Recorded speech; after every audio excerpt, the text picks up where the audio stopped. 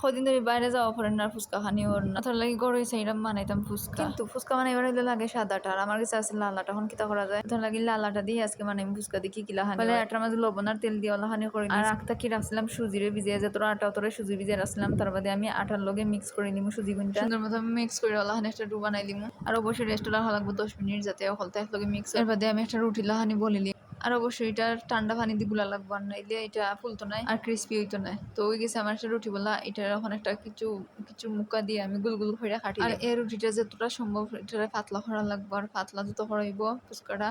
অতই ক্রিস্পি হইব মুখা দিয়ে আমার হলটি কাটা হয়ে গেছে তার বাদে আমি একটা একটা হইরা তুলিলি আমার ফুচকার রুটিটা লাহানি পাতলা হয়েছে তো এখন দেখা যাক আমি কিলাহানি এটা ফুলে যেহেতু লালাটা দিয়ে ফার্স্ট টাইম করছি এখন দেখা যাক এটা কিলাহানি ফুল পয়লাটা দিছি এটা